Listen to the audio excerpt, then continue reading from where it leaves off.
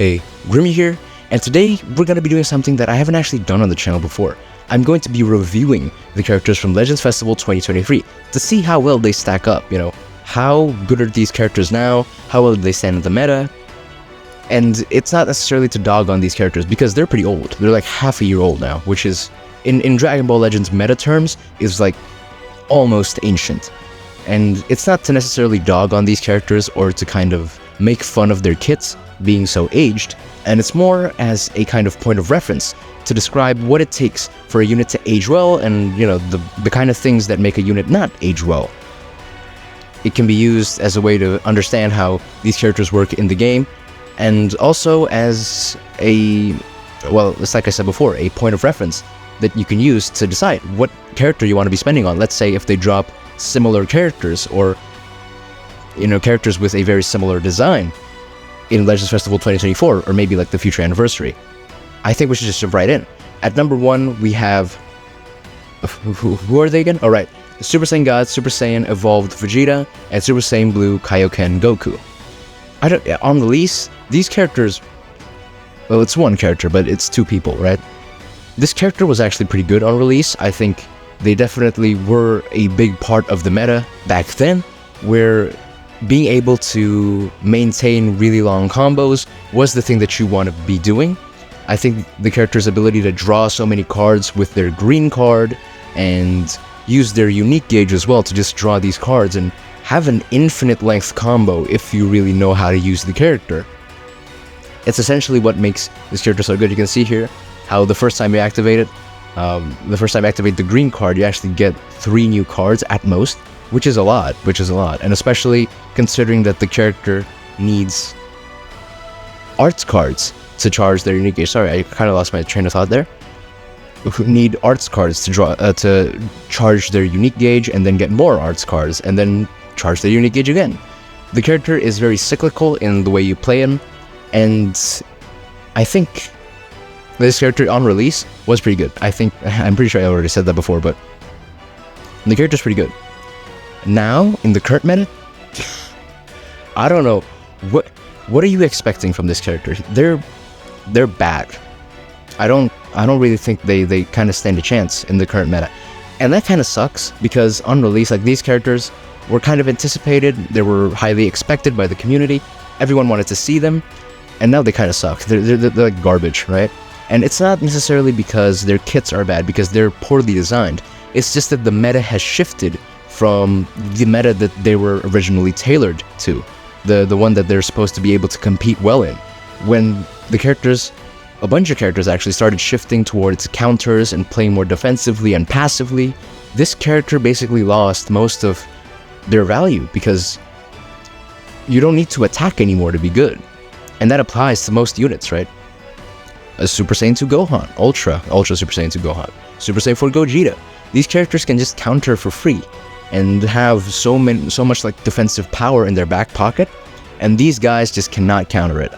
I'm sorry, it's just really bad.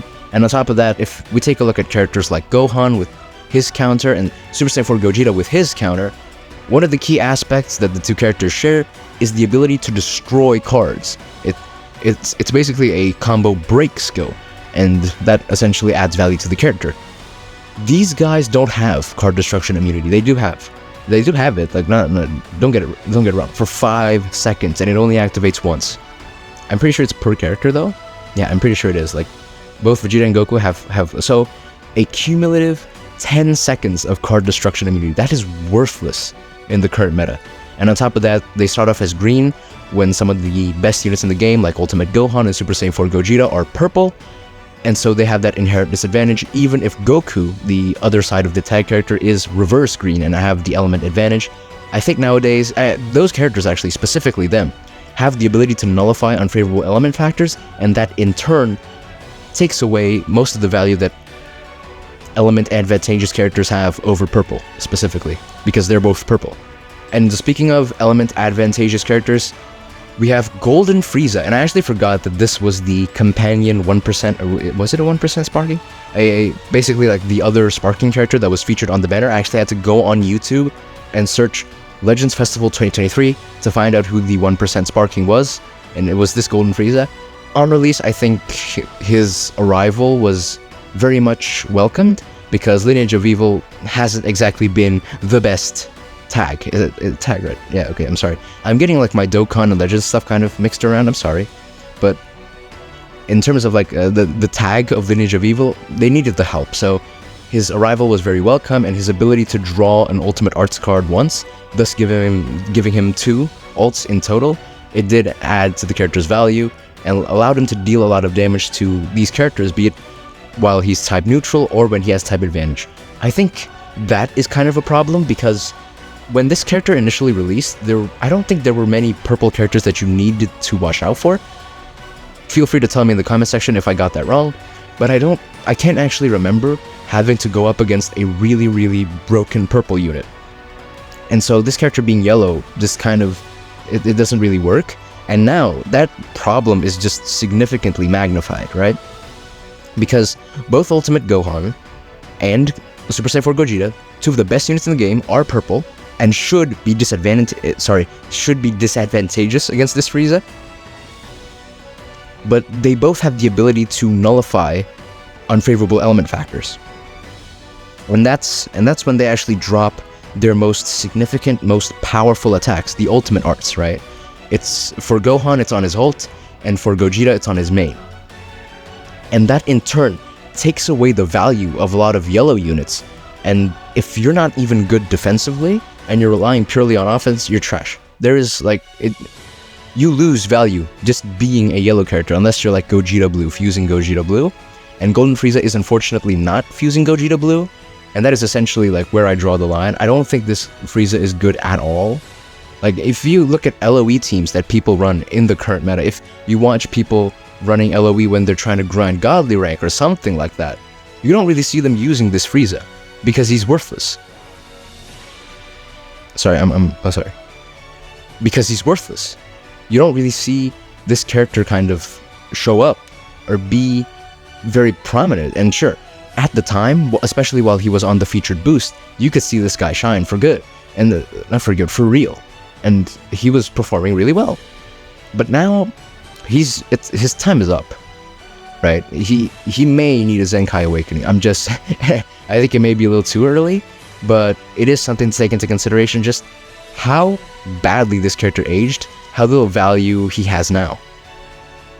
I guess, and obviously, it's part of the banner, I guess, because both him and the Legends Limited that released with him, Super Saiyan Blue Kaioken Goku and Super Saiyan Blue Evolution Vegeta, they both kind of suck now, and so I guess that's something they do have in common. So how about we move on to the next banner? Of course, the other banner during Part 1 of Legends Festival 2023 was a surprise that was featured at the end of the reveals and stuff, and it featured Ultimate Gohan, who could transform into Gohan Beast, which was really hype, right? Because initially we only had regular Gohan Beast, no transformation, no nothing. And now this Gohan Beast can actually transform. Out of all of the characters from Legends Festival 2023, I'd make the argument that he is the best, at least second best, if not the best character to have released, or to have aged, I guess. It just goes to show just how much the Legends development community, the dev team, love Gohan to an unreasonable degree. And essentially the things that make him good, there are a bunch of aspects that you could look at it from, but one of the key ideas would actually be his unique gauge before transforming. It's a unique gauge that charges up when the team gets hit. So it's very similar to LF Super 17, LF's Tournament of Power, Android 17, where the unique gauge charges when an ally, when even him or an ally gets hit by an arts attack, and that helps a lot, because you have characters like Super Vegeta, fusing Super Vegeta, and fusing Gogeta Blue, who have built-in disrupt when they reach a certain health threshold. So when they take damage, they debuff the enemy. And we're seeing that more and more, and we're even seeing that with Ultra Super Saiyan 4 Gogeta. And so this unique gauge kind of synergizes with that very well, and when it's full, it actually buffs Gohan's transformation, and it makes him that much stronger. Because I do believe the character still has some value when it comes to one-shotting. We have to remember that he does have, what's the word for it? Unfavorable element factor nullification. I actually forgot in which part of his kit he gets that. I don't know if it's like on transformation, or actually, I can't remember, I'm sorry. but essentially this character does have unfavorable element factor nullification that you actually see pretty often during fights, and that actually helps to power up the blue card to deal more damage to basically everyone, including some of the more tougher, I guess, more characters who can endure better, even without like additional defensive effects. It really helps to one-shot these characters, even if he may not be as good as he once was. I think this Gohan is pretty good, aged pretty well, but obviously he isn't as good as he once was, and while that is the case, I do believe he still has some value, and a lot of his kit actually synergizes very well with a lot of what we're seeing in the current meta. Moving on to the 1% Sparking that released along with him, Gotenks, failed fusion Gotenks from Dragon Ball Super Superhero. He's trash. I don't really want to sugarcoat it, but he's not that good. I think his abilities are very unique. He has the ability to obscure enemy cards with a special cover change, and he has endurance, but once again, he's yellow. And in the current meta, every single yellow character has less value, because the best units in the game are purple, but they have the ability to nullify unfavorable element factors when they need to, which is rough for this character. And on top of that, this character is a defense type, as you can see here.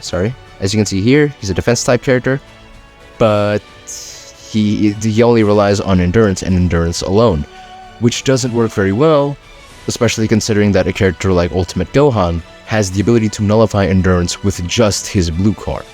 So I don't believe this character has aged very well. I don't think he's unusable. I think that's taking it a little too far, but I don't really see the value of this character anymore. Because if you want to run hybrids, there are better options. You want to run fusion warriors, there are better options. You could run sagas from the movies. There are better options coming in from all directions. This guy is not on there. Offensively, defensively, there is no way you can slice it and defend this character. Say that he's good or even competitive in the current meta? I don't really think so. Especially now with so many powerful characters, I just don't think he really cuts it. Even if on release, I do believe the character was very much a nuisance, but as time passed and currently, the character just isn't good anymore. And now moving on to part 2 of Legends Festival. It was a very lackluster part 2 in my opinion. It's not because the character is bad, the banner format was horrible, and it just kind of sucked. It really brought down the whole celebration for me. Not the whole thing, but specifically part 2, and it kind of ruined it for me. It's Goku and Bardock. They're not a bad character. I think aesthetically they look very good, and them experimenting with game originals characters, I think it's a very good step in the right direction, especially when we're not actually going to be seeing like Dragon Ball Daima or Dragon Ball Super animated for a while. So I think them being able to bolster their time by releasing these game original characters that people actually want to see, I think is a very creative way of solving the problem, and I'd say they did a pretty solid job of making these characters interesting. He's the first character, they, both Goku and Bardock. This tag unit is the first character to have the indestructible ability, which is actually really good, because there are no characters currently in the game who can nullify indestructible, and even with a character like Super Saiyan 4 Gogeta, especially with his ultimate arts, it obviously reduces the health restored after reviving. This is not a revival, this is an indestructible effect, and Goku and Bardock restored their health when the effect wears off. And so that essentially gives the character some value, even if there's a green side to it. Bardock is green, which then that basically means he has element disadvantage against 2 of the best units in the game, Ultimate Gohan and Super Saiyan 4 Gogeta. And not to mention that the Goku side is blue, which means he has a disadvantage against Super Saiyan 2 Gohan and Super Saiyan God Goku, actually, which is an important point, because this character's green card is a knockback green card. And at the time, it was a really strong green card, right? Because it's a knockback green card. Inherently, these green cards have insane value. It allows you to gain priority so easily, but now it kind of sucks, because if you're relying on this card to gain priority to start combos, it's not as effective anymore. Because if you look at the characters in the meta, you look at fusing fusing Gogeta Blue, Super Saiyan God Goku, like I said before, these characters can nullify knockback green cards just as a part of their kit. And Ultra Super Saiyan 4 Gogeta can just counter it altogether, destroying all of your cards along with activating that counter and basically nullifying the green card. That essentially takes away a lot of the character's value, and not to say that this character doesn't have any damage, because I do believe in certain circumstances this character can definitely shine, but on top of that, they're also featured on a really bad banner format, which kind of sucks, because a lot of people aren't going to summon on a bad banner, and thus they're never going to have the character. And now, there are so many units who counter this guy, there's no real reason to pick up this specific unit, simply because there are better units out there, on better banners. A lot of the character's mechanics are kind of outdated, and while they do have something going for them, I don't really believe that it's enough, or entirely enough, to justify them being in the meta the same way today like they were before, when they initially released. Do we even really need to talk about this guy? I mean, I think this video is going pretty long, we can just skip this, right? And now moving on to part 3 of Legends Festival 2023.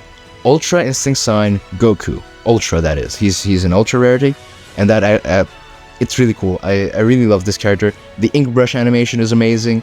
The intro animation is really solid, and I think this character at the time introduced so many unique mechanics and basically brought the meta to a whole new level, similarly to how Super Saiyan 4 Gogeta did things with this 6th anniversary. I'm sorry, like I'm taken aback genuinely. Where do I even begin? First of all, he has the cover change prevention ability, the only character to have this, where if you try to perform a cover change, Goku can just nullify it, and there's no way to nullify this nullification, which is really strong, and he actually draws an ultimate art along with it, so it's basically free one-shot capacity. It's the ability to kind of one-shot enemies for free, basically, and you saw a lot of this in the meta. When this character initially released, you could one-shot characters, almost every single one of them, for free. If the opponent misplayed once, and you could land this cover change prevention, that's a kill right there. So the match instantly goes in your favor, and that alone is really, really strong, right? And the ability to do 2 ults as well. But on top of that, Goku's unique gauge allows him to evade mid-combo, which is insane. It's not a counter necessarily, but it is an evasion. It's an attack break. It allows you to kind of step back and reassess the situation, basically approach the enemy in a different way, and it helps assist you if you get caught, especially with charging forward blue cards. So many characters now actually have charging forward blue cards if you really think about it. Of course, you have characters like Ultimate Gohan and Super Saiyan God Goku. They have ranged blue cards, and Vegeta and Goku, right? Before they fuse into Super Vegeta, they also have ranged blue cards, so the counter isn't going to pop against those. But after fusing, Super Vegeta has a charging forward blue card, and so there's Gogeta Blue, and Super Saiyan 4 Gogeta has that as well, and this evasion works against all of that, which is really, really good. What else? What else is there? The character also has a Dokabaki impact loss prevention, and you know, basically if you lose a Dokabaki impact, I mean you lose a clash, Goku can actually save you and make it a draw, so it levels the playing field. It's really, really good. It kind of just helps level things out, because at that point you can kind of, again, reassess the strategy.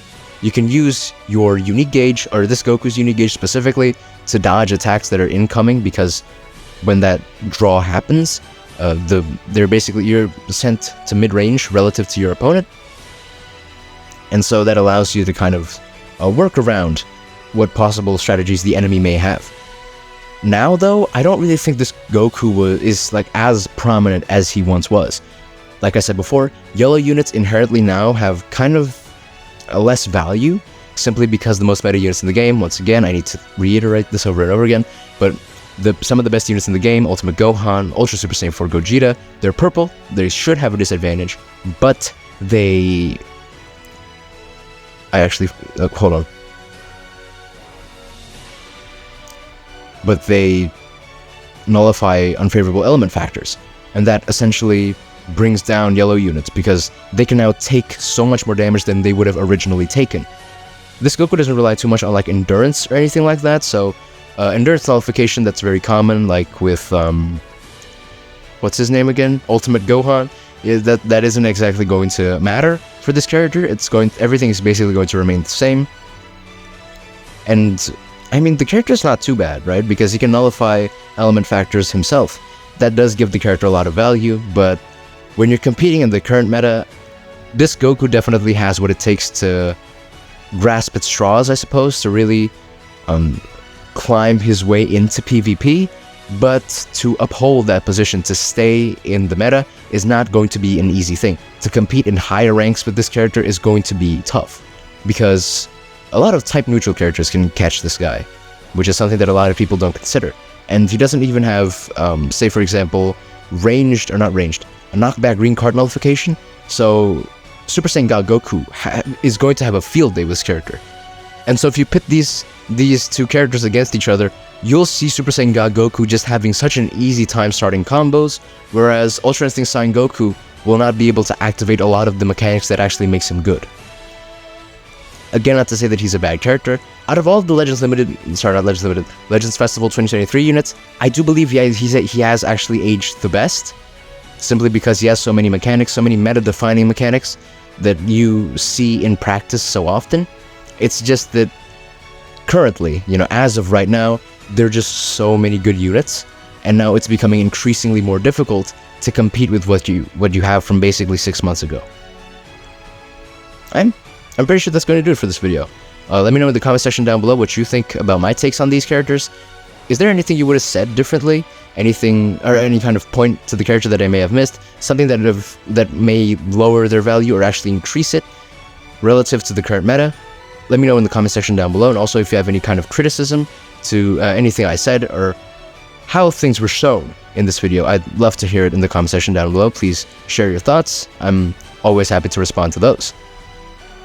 Make sure to leave a like if you did enjoy the video, and don't forget to subscribe to make sure you're notified when I do drop a future video.